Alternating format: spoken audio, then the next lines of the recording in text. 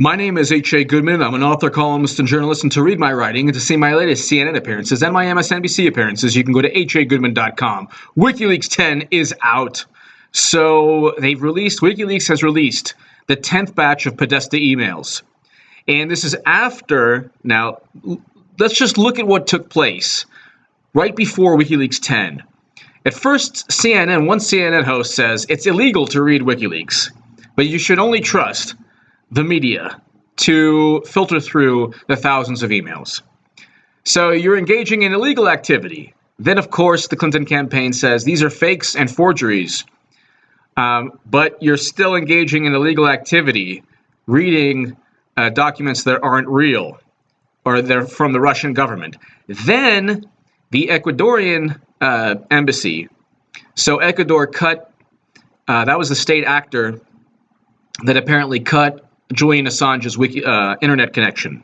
So they didn't have an internet connection in the Ecuadorian embassy for a while. I don't know if it's back up, but that was last night. Now we have Wikileaks 10. I'll read you an article, and I'll read you interesting, insane emails that show massive, not just election fraud.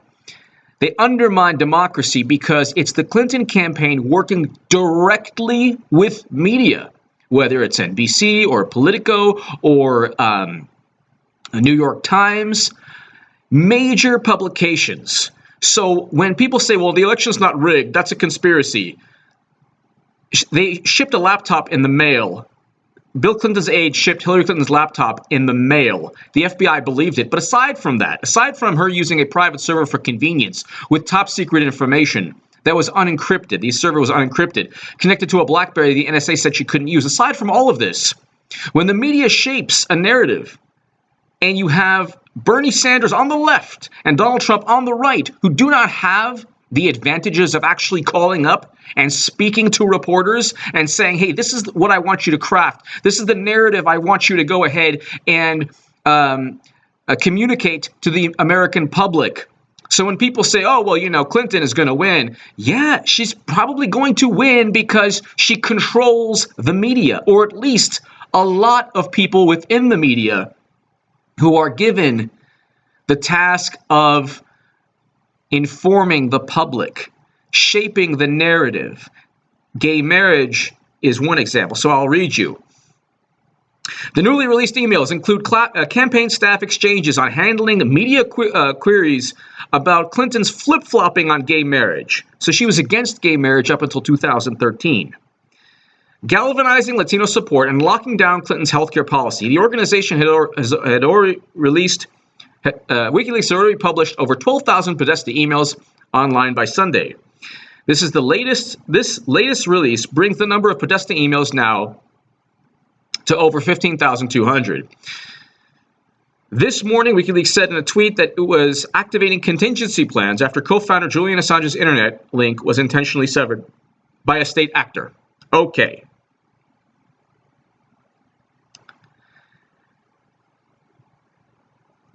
So I'm going to read you right now some really interesting, disgusting articles when you think about it. So, and it's just insane because it is the Clinton campaign working alongside journalists.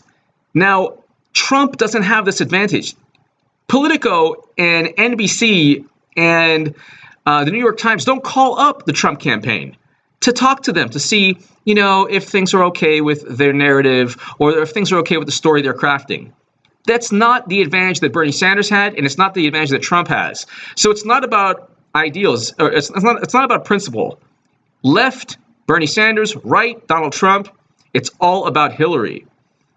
Politico, gay marriage, that's the subject. Christine Quinn had a long convo with Annie Carney of Politico. Christine and I talked before, and she called me after to give me the rundown. I think her validation will help tremendously. And this is a spokesperson for Hillary for America. Let's get technical with her and pick through the transcripts from Terry Gross if we need to. I believe they're referring to the NPR interview that basically called out Hillary Clinton. She didn't like that. To Tony's point yesterday, she refers to it as a position she had in the context on evolving along with the rest of the country, which was absolute baloney. Hillary Clinton is completely and utterly poll-driven. We know from prior WikiLeaks emails that they poll tested attacks on Obama's Muslim heritage, or the fact that he used cocaine, okay, or that he grew up in the most populous Muslim nation. These were all attacks that they poll tested to see what they could get away with. In January of 2008, yes, they spread the birther myth. We have proof. FYI, I had a good chat with Fred and HRC and Chad Griffin. Call Andy Carney. So these people, so call the reporter. Basically, this email is talking about this email is talking about helping kind of shape the narrative that, well, Hillary Clinton didn't flip-flop. She was just evolving with everyone else on gay marriage. God forbid she stands for something. So literally she said she had a public and private face to investment banks, and nobody cares. You have a Vox. One guy at Vox said, well, how do you know that the private position is the real position? Well, Vox, when Hillary is talking to people who will give her money, that's the real position. When she's talking to the public to get them to vote for her, she'll say anything. That's how we know her public and private face are at odds with one another. And that's how we know she will flip on the TPP. So she's saying she's against the Trans-Pacific Partnership. She pushed for it over 45 times. Now, and no doubt, her private face is that she's going to push for it and sign it and get it through when she is, if she's elected. Then there's some insane Bill Clinton NBC interview. So check this out. This is crazy. This is from Jennifer Palmieri to Podesta and a whole bunch of everybody at the Hillary campaign. We got a readout of Bill Clinton's NBC interview from our friends in Africa. Going in, NBC agreed to do 70% of the piece on work of the Clinton Foundation and 30% about the book.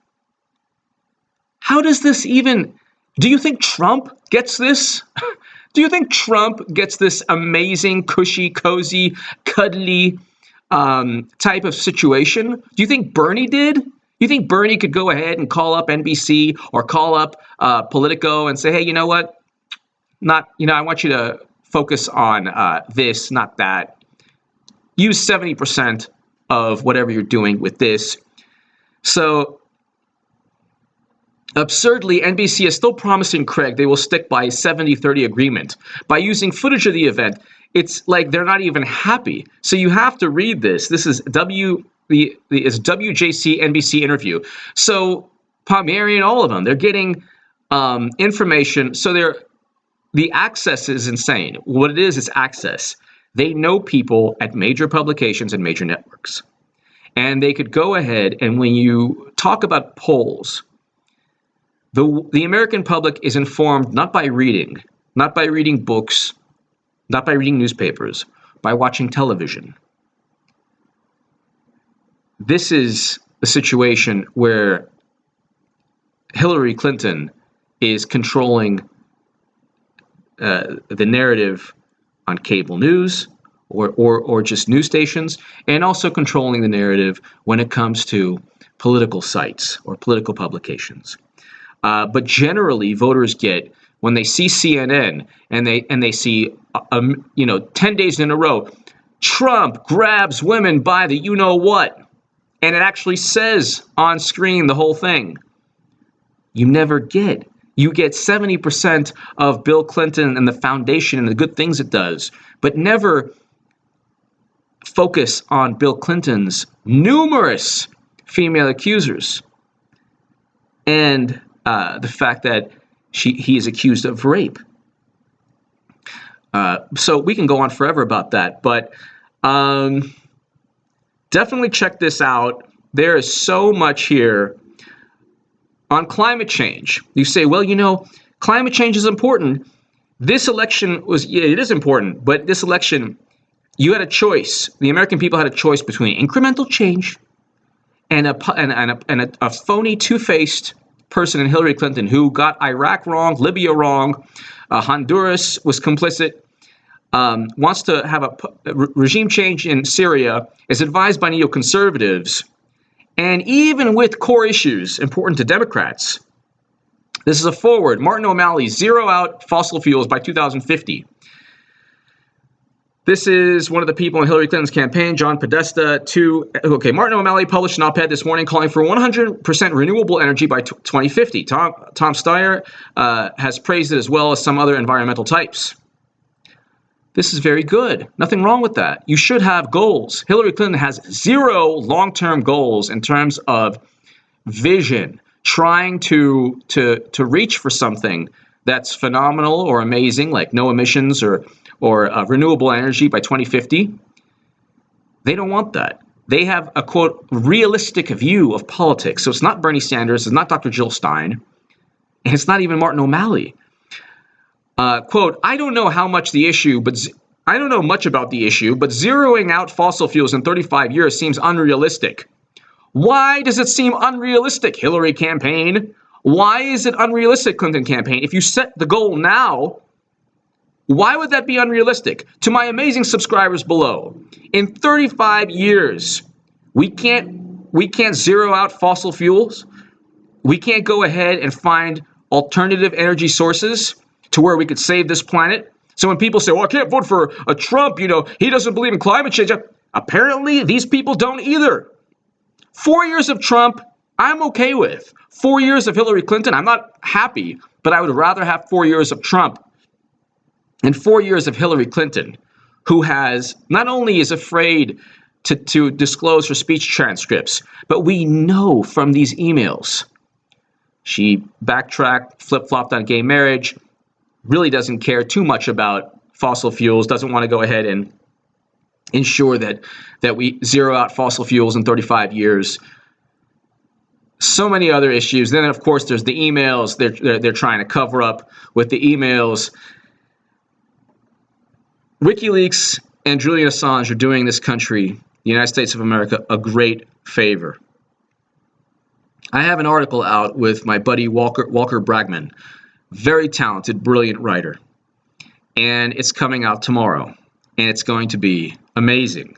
So definitely check that out. It's in Paste magazine, and it's going to be great. It's basically talking about quote unquote Russian hackers and their influence upon our pristine democracy.